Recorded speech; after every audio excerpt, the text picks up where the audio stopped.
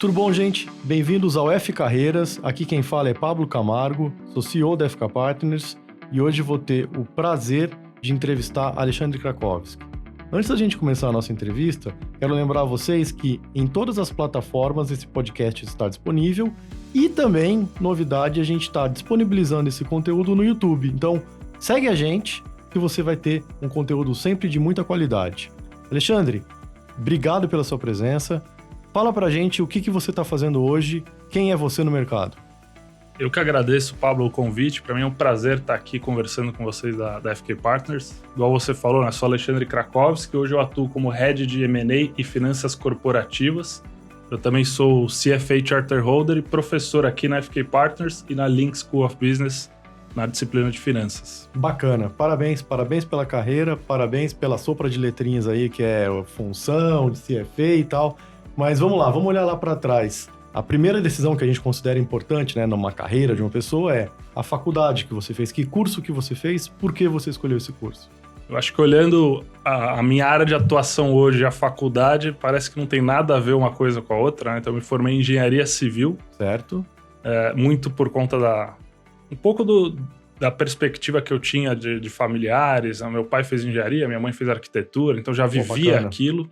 E foi um curso que, até na época, né, meu pai falou, você não sabe o que você quer fazer, mas se você fizer engenharia, pelo menos você vai ter empregabilidade, vai poder trabalhar em qualquer coisa. Certo. Vai ter essa parte do raciocínio lógico, resolução de problemas. Então eu fui nessa linha, mas sem aquela pressão de precisar trabalhar com engenharia civil. Legal. Mas por que você escolheu civil? Por conta do ambiente familiar? Do ambiente familiar, até cheguei a ter outras opções. Na época era engenharia de produção e eventualmente até a aeronáutica, mas acabei indo pela civil por conta do ambiente familiar mesmo. Legal. E nunca passou pela cabeça, durante o curso, ser um engenheiro civil? Passou. Tá. Cheguei, inclusive, a fazer alguns estágios na área. Fiz um estágio de férias, depois fiz um estágio mais no final do curso. Não sei se agora, passado esse ambiente de pandemia, todo mundo viveu um pouco home office. Sabe aquela reforma do vizinho enquanto você está trabalhando? Sim. Só que não é você trabalhando e o vizinho fazendo a reforma. A reforma é o seu trabalho. Entendi. É prazeroso ver a obra crescendo, mas é aquele ambiente de reforma. Você está lá no chão no chão da obra, vendo aquilo crescer, aquela martelada o dia inteiro. Então é um ambiente que depois que eu tive a experiência na área financeira, não teve mais volta. Queria um pouco de menos barulho, enfim, mais tranquilidade. Boa, legal. Você tem CREA? Eu cheguei a solicitar o CREA, mas acabei não tirando, porque eu nunca atuei de fato na área, então é um fator a menos no orçamento. Exato, eu concordo. Deixa eu te falar, quando que você se formou? Em que ano que você se formou? Me formei em 2015, 2014 para 2015.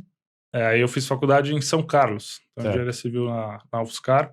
Fiz um intercâmbio, uma especialização fora na Inglaterra durante um ano, também na parte de construção civil e gestão de projetos. Bacana. E depois dessa experiência em obra, eu comecei a me aplicar para alguns programas de trainee de banco, então não tinha muita ideia o que eu queria fazer, e acabei entrando em um programa do Grupo Ultra. Então o Grupo Ultra é um dos grandes grupos corporativos do Brasil, tem 90 bilhões de faturamento, e composto por 5 negócios, que é a Ipiranga, a Ultragás, Ultracargo, Oxiteno e a Extra Farma, que era uma empresa nova no grupo. Legal. Enfim, voltando para essa história. Quando você foi para a Inglaterra, você foi para a Inglaterra para aprender mais sobre engenharia civil, sobre gerenciamento de projeto relacionado à engenharia e tal. Que ano que foi isso da faculdade?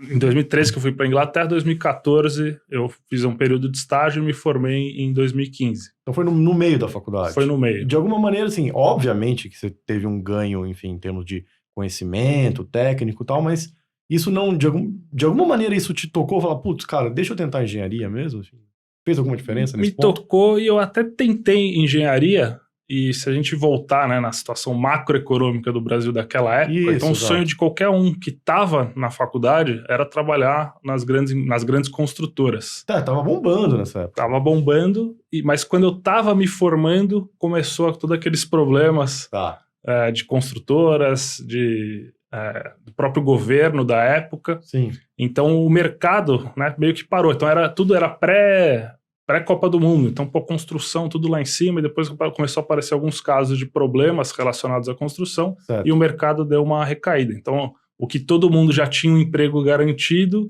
Quando eu saí da faculdade era aquela coisa, pô, será que vale a pena trabalhar construção civil, com toda essa questão de governança que tem aparecido, tem aparecido à tona? E aí eu comecei a buscar outras possibilidades. É o que eu sempre falo, assim, a gente tem que estar preparado para o que a gente controla. Tem coisas que a gente não controla. Então, assim, a situação do seu mercado, construção civil, ela foi, porra, do céu ao inferno rapidamente. Exatamente. Bem rápido, porque imagina na Copa, né, assim, o pré-Copa era, pô, construção, e depois isso virou um palavrão, né? Então, assim, é o que eu sempre falo para vocês, assim, a gente tem que estar sempre muito bem preparado até o certo ponto que a gente consegue controlar. Tem coisas que a gente não controla e a gente tem que entender que, enfim, isso se chama vida e a gente tem que utilizar as condições de contorno aí para seguir em frente, né? Então, beleza. Estamos no 5º ano de faculdade, você não tem mais um interesse genuíno, não tem mais um interesse em seguir como engenheiro, pô, deixa eu ir para um grande grupo. Então, assim, sua ideia era trabalhar num grande conglomerado corporativo, correto? Exatamente. Eu busquei grandes empresas na época. Tá. Então não tinha ainda essa visão de mercado financeiro, de finanças. Então estava buscando alguns programas que fossem interessantes, que dessem uma projeção de carreira. E aí eu acabei encontrando esse do Ultra, que foi uma casa de aprendizado. Então era um programa com job rotation, com treinamento em contabilidade, treinamento em Excel, treinamento em apresentação. Então, de fato, esses programas de entrada de quem está saindo da faculdade. E eu lembro até que na época eu me apliquei para, acho que era um trainee da Cyrela, esse do Grupo Ultra, e aí eu tinha umas outras indicações ali de estágio em obra, e meio que era essas minhas opções, né? Eu não tinha aquela ideia de, pô, vou sair prestando um monte de programa para fazer e ver o que dá. Então não tinha ainda aquela cabeça do que eu queria, então o Ultra era meio que minha única opção. A Cyrela acabei não passando no processo, essa outra vaga era uma alternativa, e o Ultra eu estava com toda a minha energia ali focada no programa, então eu acabei passando, tinha algumas etapas, né, cases, apresentações, discussões, aquele padrão de processo seletivo, e eu acabei entrando na área de relações com investidores. Certo, do Grupo Ultra. Então uma pergunta, voltando a essa situação, por que você não prestou um monte, assim? O que te fez falar, cara, não vou? Enfim, queria entender essa decisão. Na época, acho que foi muito mais desconhecimento. Tá. Então, assim, eu tinha aquela questão do estágio de obra, que eu já tinha essa opção. Sim. Então eu falei, vou ver o que de fato vale a pena prestar. E eu também ainda estava cursando a faculdade. Então, tinha que ser algo que fosse flexível, que eu poderia atuar ali 3, 4 vezes por semana e continuar. Tinha uma outra matéria que ainda estava em andamento. Ah, legal, entendi. Boa. E aí eu entrei, né, na área de relações com investidores e foi uma área que transformou, que me deu essa primeira visão do que é o mercado financeiro, porque a área de relações com investidores está do outro lado da mesa, né? Então está todo mundo analisando ações, analisando empresa, indo lá, batendo na porta, querendo entender o que a empresa faz, quais são as perspectivas, projeção de crescimento da empresa, quais são os drivers de valor da empresa.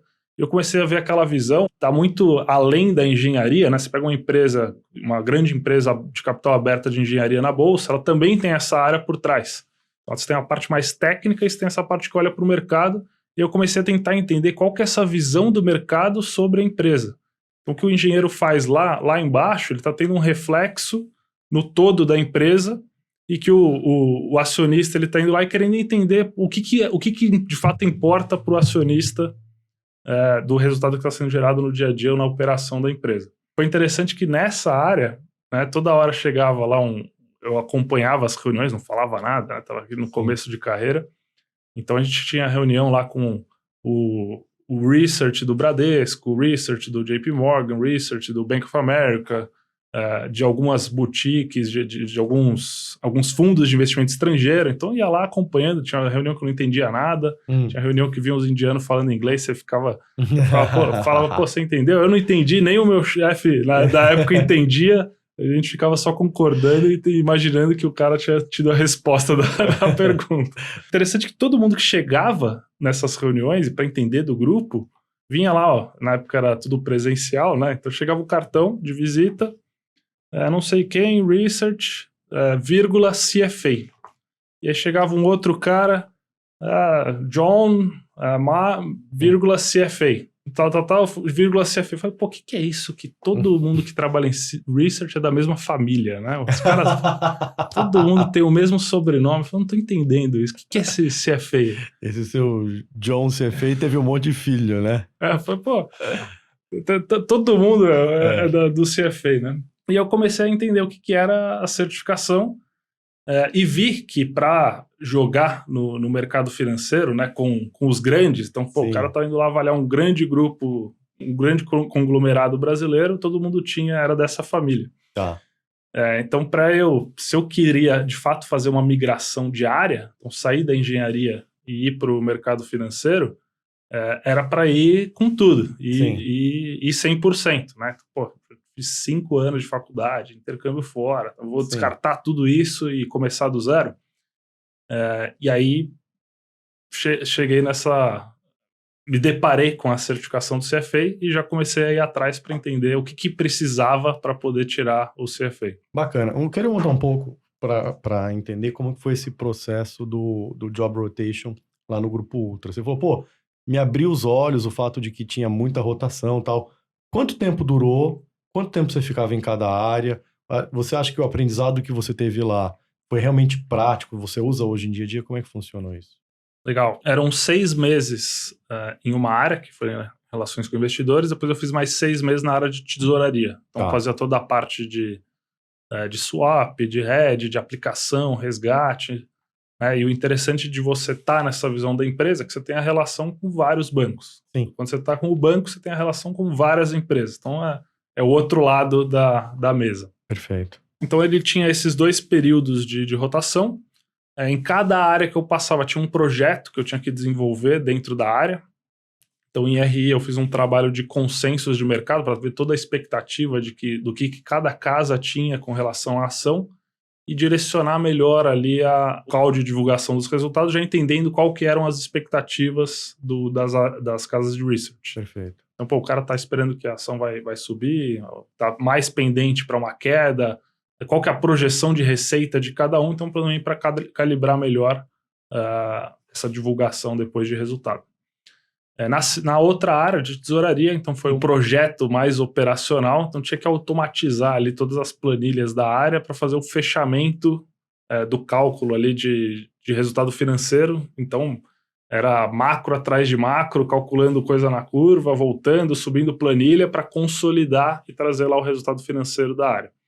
Então eu desenvolvi bastante essa parte de Excel na primeira área que eu passei, então que tinha que fazer essa consolidação de planilhas. E foi tudo um pouco... Tive um curso, né, preparatório do próprio programa, de 6 horas, 8 horas de Excel. O resto foi tudo na raça ali. Tem um site muito bom que eu sempre indico de Excel. www.google. Google. E eu falo na brincadeira, né, o pessoal normalmente anota. Vai anotando aí. G-O-O.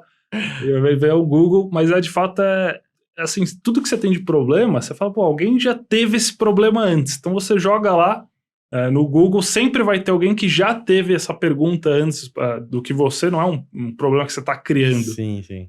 E é muito fácil de encontrar, então eu ia lá pesquisando, resolvendo, e fui desenvolvendo um trabalho bacana na área, que depois surgiu esse outro projeto nessa outra área, também aprimorando essa parte técnica, né, essa parte de Excel. Legal. Quando que o tal do M&A entrou na sua cabeça? Terminado, né, esse job rotation, tinha, até no meio do job rotation, você não sabia para qual área você iria. Então eu tive contato com os gerentes das outras áreas, para entender o que cada área fazia, e aí descobri que existia essa tal área do M&A. Falei, pô, essa área que eu quero. Então nas opções ali, primeira área, M&A. Segunda área, investimentos, que era do lado de M&A. E a outra área era a tesouraria. Então era a minha terceira opção ir para a tesouraria. Então Os acabou... caras devem ter ficado super felizes, né, quando souberam. Você tava lá na área dos caras e era a terceira opção sua, assim, tipo, que legal. Mas eles estão acostumados já. Então, tem o programa que tem todo ano. Então o pessoal tá bem alinhado e tem que ter tem toda aquela análise de RH, vamos ver o perfil e tal. E aí eles viram que eu era bom lá no Excel, que eu desenvolvi em outra área, vamos trazer esse cara para resolver os problemas aqui da área da tesouraria. Legal. E aí eu terminei a tesouraria, né? E aí chegou a hora de ser alocado em uma área em definitivo, vamos dizer assim, né, ao término do programa. E aí coloquei como opção de novo M&A. Vou para M&A e até, talvez quem não esteja familiar com a sigla, né, de Mergers and Acquisitions, que seria fusões e aquisições. Até tenho vários colegas que perguntam, pô, você trabalha com o que? Eu falo, M&A. O que é M&A, né? Eminem, é um cantor, M.A. Mas aquelas palavrinhas, igual você falou, sopa de palavra que a gente pega do inglês e traz pro português traz e pra acaba virando. Boa. Ou má, né? Então, má eu nunca já tinha vi ouvido, de não. tudo. Pô, é que você é da área, então você já se deparou com isso. Eu nunca tinha ouvido, não. Foi bom, agora eu vou pra M&A, e aí, na verdade, eu acabei indo para uma empresa do grupo, que é a Extra Pharma, que estava num pós-M&A. Ela estava num período de integração. E aí eu fui para a operação, então foi uma empresa que tinha sido recentemente adquirida pelo grupo, uma empresa, na época, com mais de 200 lojas, operação no Norte, no Nordeste, não tinha ainda operação aqui em São Paulo, mas que estava em franca expansão, né? E a tese por trás da aquisição da Extra Pharma, você fala o posto Ipiranga, é o posto conveniente, né? Tem o Jet Oil, a MPM, o Beer Cave, e tem também ali a farmácia. Então foi uma aquisição que foi feita para integrar no posto. Você tem o posto coeficiente, tem mais de 7 mil postos no Brasil, você passa a ter ali a farmácia também. Então eu entrei nesse processo de fato, integração da empresa, e aí passei um período lá, enquanto eu também tirava o CFA aqui na FK Partners, então já vi que era aquilo que eu queria, a parte financeira, já comecei a ir atrás. Aí lá eu passei pela área de pricing e de supply chain. Então, a área bem da operação mesmo, com uma visão financeira, né, na parte de margem, de produto, aí de supply chain mais na parte de gestão de estoques, mas com um viés, todas, né, trabalhando no escritório e com toda essa visão de capital de giro, de projeção de capital de giro. Então, uma parte bem operacional da empresa. E o interessante de toda essa integração e desse pós-M&A, então a empresa, inicialmente ela era lá de Belém do Pará, e a gente estava trazendo a área de supply chain de lá para São Paulo. Então cada vez que o diretor ia lá, até chegava um burburinho das pessoas, agora vai rodar um monte de gente, né? Agora vai sair. E sempre foi uma integração bem humanizada. A empresa crescendo, você vai precisar das pessoas. Então vamos realocar o pessoal, botar para o centro de distribuição.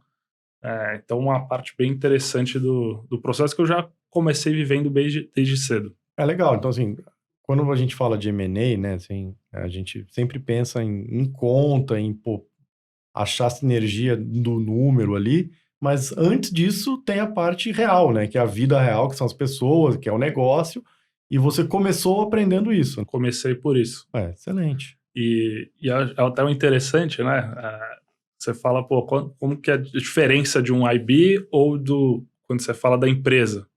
Então, um assessor financeiro, um banco, fechou o deal ali, fez o shake hands, o aperto de mão, recebe o bônus e vai para o próximo. Para a empresa, não. Você fechou o negócio ali que começa, de fato, a integração e você realizar todo aquele valor que foi colocado na planilha lá atrás. Bom, e aí eu tive essa experiência na área, continuei tirando o CFA e aí tive uma oportunidade que surgiu de volta na holding, na área de M&A, que eu, com toda a experiência que eu estava acumulando ali, de fato, na operação, e com o CFA, né, passando nos níveis do CFA por trás, eu pude voltar para a holding, então abri uma vaga, e aí em M&A, 4 anos depois, e aí eu voltei para a holding, aí olhando para todos os negócios do grupo, e aí olhando essa visão mais estratégica. Legal. Como que o CFA te ajudou nessa voltar para a holding, enfim, no dia a dia? O que ele te ajudou? O CFA, eu acho que foi essencial, né, nessa trajetória. Sem o CFA, eu continuaria ali, de fato, na operação, seja uma área financeira ou alguma outra área, mas eu não teria nenhuma competição suficiente para voltar, né? Seria, vou pegar alguma pessoa de mercado que já trabalhou na área, que já tem uma experiência em M&A. Então, acho que, de fato, teve um peso grande nessa decisão. Já conhecia algumas pessoas, tinha algumas indicações das passagens que eu tive anteriormente na holding, mas acho que ele foi essencial nesse sentido de dar essa bagagem. E até na própria empresa, enquanto eu estava lá tirando os níveis, né, então, passei no level 1.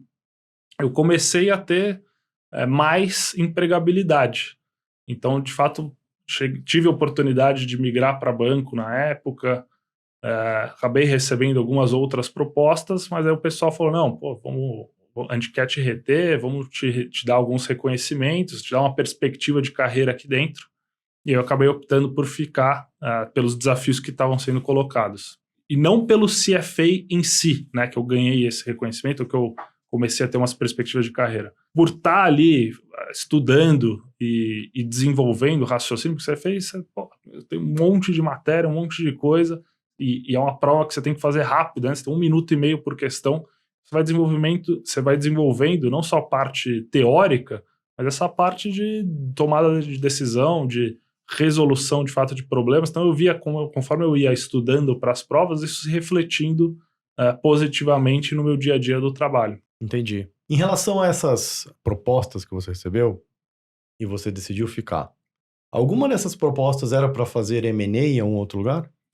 Não, eram outras áreas financeiras. Entendi. Então, também tesouraria, um pouco que eu tinha vivido.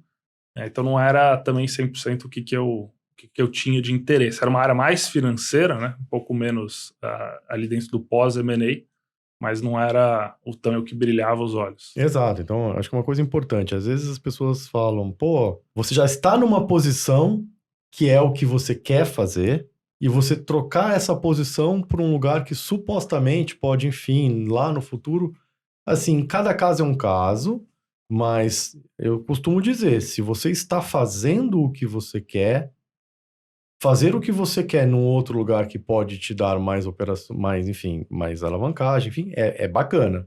Agora, para fazer o que você não quer, não sei se é tão bom. No seu caso, foi muito certa a sua decisão, né? Sim, agora olhando para trás, né? Sim. Eu vejo que de fato, é aquilo, né? Então, eu estava tendo oportunidades, eu estava tendo novos desafios. Então, uma empresa brincava, né, que a Extra Farma era uma startup dentro de um conglomerado, uma empresa que estava começando, mas já faturava mais de 1 bilhão, e de um grupo de 90 bi. Então, para o grupo, era um negócio minúsculo. Mas já era algo grande, né? Sim. Uma empresa que fatura mais de 1 bilhão. Exato. Então era aquele período de construção, de desenvolvimento de processos, de ir trocando a roda com o carro andando. Bacana, bastante bagunça, hein? Legal. Alexandre, e beleza, você tirou o CFA, estava na área que você queria, e aí? What's next? Eu consegui, né, migrar pro M&A do Ultra. Depois que eu tirei o CFA, eu continuei ainda como professor aqui na FK Partner. Eu fui aluno da FK para tirar o CFA, terminei e já continuei nessa parte de finanças corporativas e com essa bagagem que eu estava ganhando também dentro da área de M&A. E aí dentro do M&A do Ultra, então eu comecei a olhar para os cinco negócios e entre os projetos que eu peguei, né, um deles era da venda da Extra Farma. Que bacana. Boa, a compra e a venda, boa. Então, assim, eu já participei de toda a integração, e aí chegou um momento que, igual ela era uma empresa que já faturava 2 bi, mas mesmo assim, pouca representatividade para o tamanho do grupo, dobrou o tamanho de lojas, estava com 400 lojas, expandiu para São Paulo, expandiu para outras regiões, mas aquela tese inicial lá de trás de farmácia dentro do posto, ela não se mostrou rentável. Então tinha várias lojas no posto que não tinha a mesma rentabilidade de uma loja de bairro, né? Então você pensa, você vai para a farmácia, vai comprar fralda, leite infantil, dermocosmético, medicamento para a família, você não vai no posto, você acaba indo numa farmácia de bairro. Sim.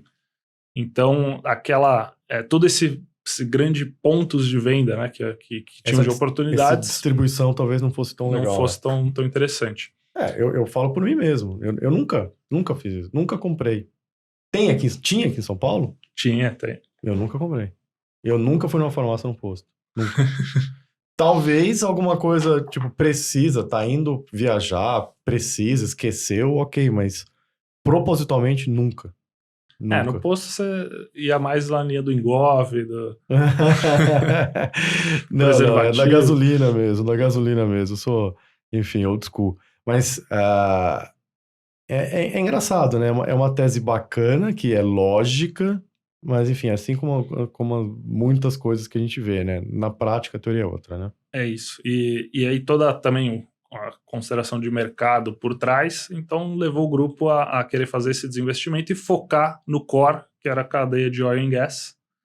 Então também acabou entrando dentro desse pipeline a venda da Oxiteno, então, que é a indústria química, a venda também da Connect Car, então, que era uma JV com o Itaú, e outros projetos de aquisições que foram surgindo. Então foi um momento bem recheado de M&As, então De pude compra e de participar venda. exatamente, pude participar, ter uma grande exposição a esses deals, e fazer um bom relacionamento lá com o pessoal. Acho que todo esse desenvolvimento que eu tive, né, na carreira levou para estar nessa área. Desde este ano, né, do começo do ano, eu recebi uma proposta para migrar para uma empresa, um family office, como head de M&A, finanças corporativas. Então estou nessa nova posição. Inclusive, você estava falando do CFA, né? Então, como que surgiu essa vaga? Então, um mercado bem aquecido. Você vê, toda hora eu recebo lá algum tipo de pedido algum tipo de indicação de RH e tal. Mas nada que tinha me interessado sair, até porque eu tinha todo esse histórico no Sim, grupo. Mas aí acabei recebendo essa proposta e que veio através de um colega que fez o CFA comigo aqui na FK Partners. assim, o tal do network. Então ele me falou: recebi essa vaga aqui, lembrei de você. Head de M&A, um valor muito acima do que eu ganhava na época, um desafio bacana. Eu falei, vou conversar, né? Sim, Vamos sim. entender. E aí a gente conversou, gostei, mas ainda tinha ali uma boa perspectiva, acabei até recusando. Falei, não, quer saber, vou aí conhecer a empresa. Sim. Então, uma empresa que é o grupo ABG, uma empresa familiar, dentro do setor automotivo. Ela tem uma planta em Vinhedo, uma planta em Araçariguama, uma planta em Curitiba, e agora uma planta em Minas, de um deal recente que eu pude participar também. Legal. Aí eu fui lá para Vinhedo conhecer a fábrica de rodas, que hoje a Neo Rodas é o terceiro player nacional do Brasil, então uma fábrica gigantesca, mais de 400 funcionários. É diferente você conhecer a pessoa por Sim. vídeo e você ir lá conhecer a estrutura, a empresa, e me encantei pelo projeto, fez uma apresentação da empresa e falei, acho que é hora de arriscar, e é o que faz todo sentido também para o meu desenvolvimento. Então, você sai de um grupo que cada um tem a sua caixinha, você tem uma área de financiamento, uma área de seguros, uma área de investimentos, uma área de RH, e vou para um grupo que você está trabalhando direto com o CFO e o sócio, e tomando ali as decisões em conjunto, né, e de forma muito mais acelerada, e participando também dessas outras decisões, porque você não tem toda a estrutura que um grupo de capital aberto tem.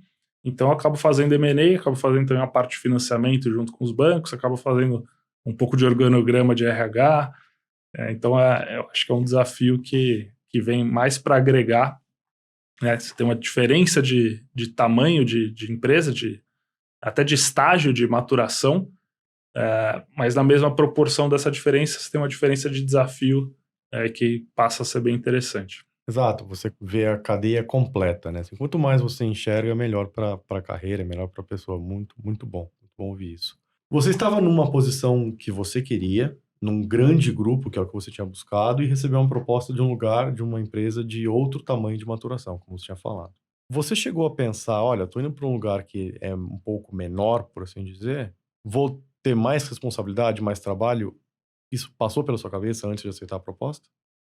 Passou, e passou mais pela minha cabeça eu continuar na posição que eu estava, e aí eu ter um crescimento, né, uma perspectiva dentro do grupo, que é aquele padrão corporativo. Então, mais 5 anos desenvolvendo a mesma atividade, depois eu subo algum nível hierárquico, fico mais 5 anos, depois mais 10 anos, e aquela carreira, de fato, corporativa de 15, 20 anos na mesma empresa, que é o que eu via muitos outros executivos nessa posição lá dentro do grupo. E que você também, muitas vezes você só sobe quando alguém sai. Um grupo que ele estava num crescimento de lado, né, nos anos anteriores, então não estava surgindo tantas oportunidades. E vendo essa oportunidade, né, então eu comecei a olhar também para as minhas âncoras de carreiras. Então, pô, o que eu quero? E algo que me ajudou muito foi um curso, uma matéria que eu estava fazendo no mestrado. Então, depois do CFA, eu cheguei naquela, pô, o que eu vou fazer agora da minha vida, né? Eu não preciso mais estudar todos os dias, 5 dias por semana, 3 horas por dia. Então, como eu abri muito tempo livre na minha agenda... Você ganha muita vida depois do CFA. Aí eu falei, bom, para manter um pouco... Vou para algo mais tranquilo. Comecei um mestrado profissional em administração de empresas na GV. Legal. E porque eu tinha engenharia, porque eu tinha raciocínio lógico. Tive o CFA, que era toda a parte de finanças, já estava em M&A e falei, pô, quero agora uma visão um pouco mais ampla de como que as empresas funcionam, né? Que é uma área de marketing. Pude passar ali pela operação, mas o que outras áreas também atuam, e acabei entrando nesse mestrado, e que tinha uma grade horária mais tranquila. Então, era uma vez por mês, tinha alguns encontros e alguns outros trabalhos. E uma das matérias era, de fato, uma matéria de RH. Certo.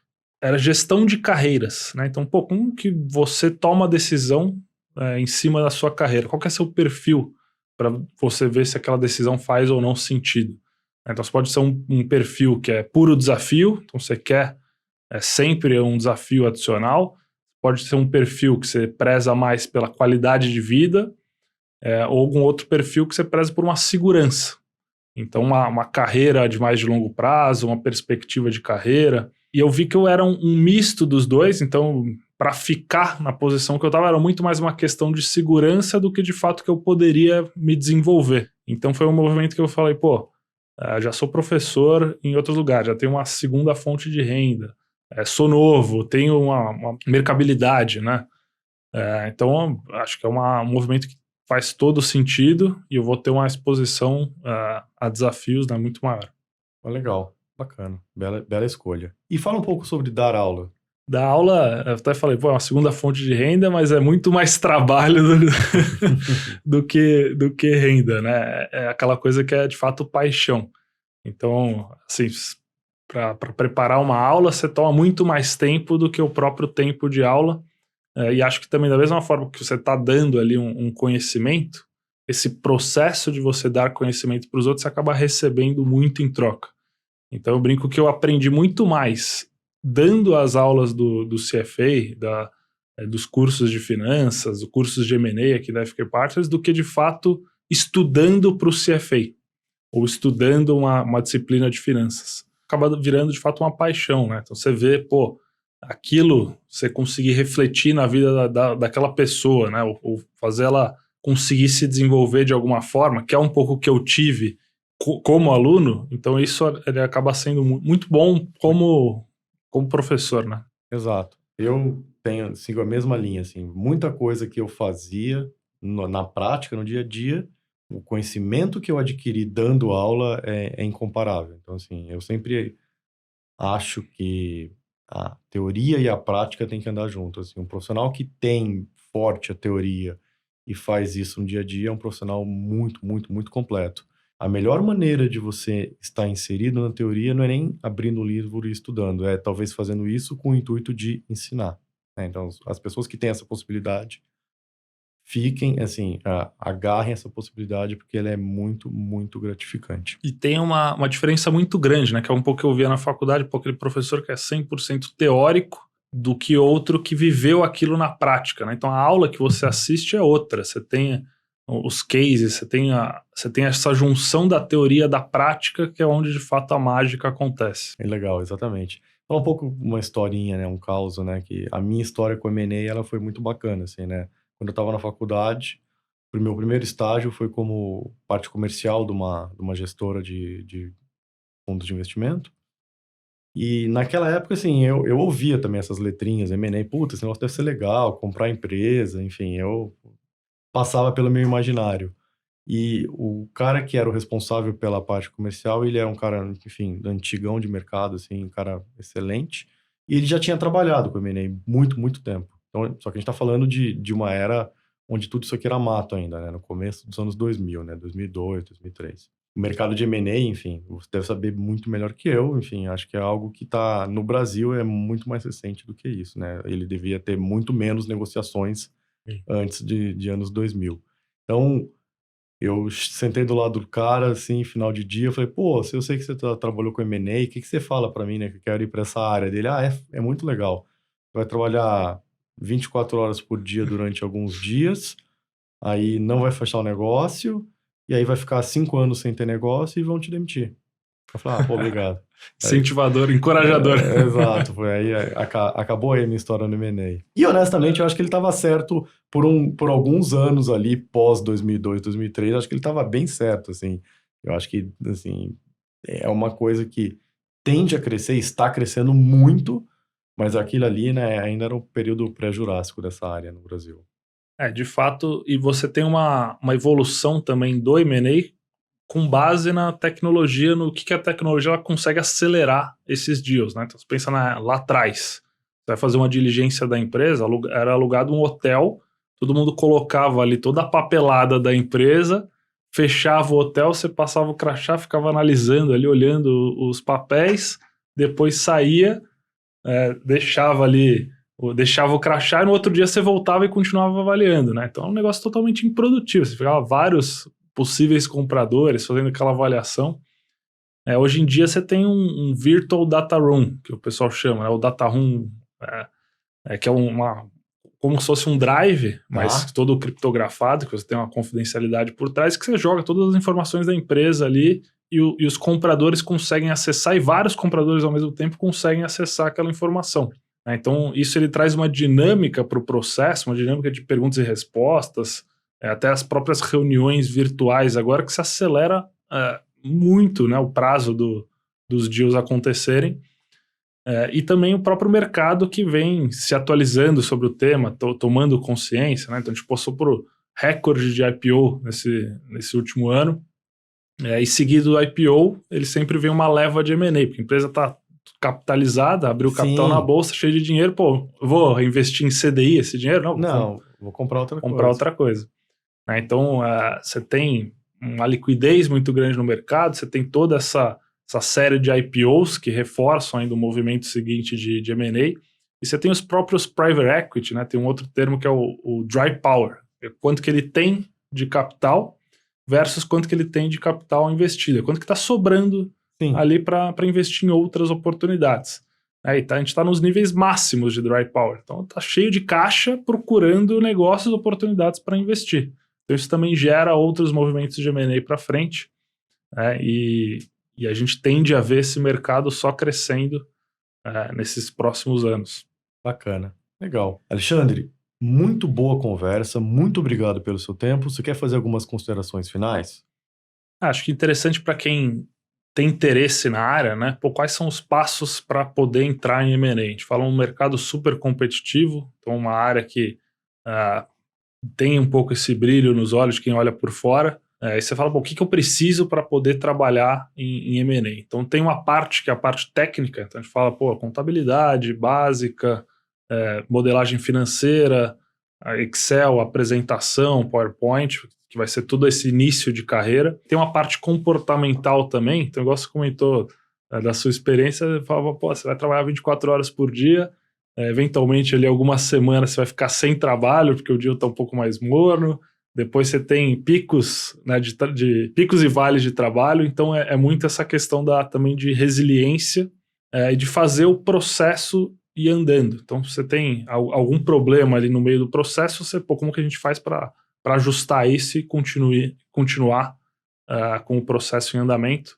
Então, tem uma parte bem importante de gestão de projetos, dessa parte comportamental, e que é algo que vai sendo desenvolvido ao longo da carreira. E se eu pudesse olhar lá para trás e falar, o que você precisa fazer para pegar esses atalhos e entrar direto em M&A, seria já buscar essas atualizações e esses materiais desde o começo. Então, seja uma liga financeira, seja um curso de modelagem, e que não tem hora, né? Não entrei na primeira vez, dá também para você entrar num segundo momento. De fato apontar as suas habilidades, a sua carreira para aquilo que é o objetivo de cada um. E tenho certeza que todos aqui que estão ouvindo, quem se interessa pela área, seja M&A ou seja outras áreas, né, começar a tomar as decisões que aproximam você desse objetivo. Talvez o mais difícil para cada um seja definir esse objetivo de carreira, mas é algo que vale a reflexão, uma vez definido, tomar as decisões que se aproximam dele, né, e tem tudo para dar muito certo, para ser um sucesso, e aí cada um no seu próprio estágio de carreira. Excelente. Obrigado pelas palavras, obrigado pelo conselho. Pessoal, espero que tenham gostado do nosso podcast. Sigam a FK nas redes sociais. Esse podcast está disponível em todas as plataformas e também no YouTube. Novidade, hein, gente? Muito obrigado pela presença de vocês. Muito obrigado, Alexandre, pelo seu tempo, pela conversa. Obrigado, gente. Grande abraço.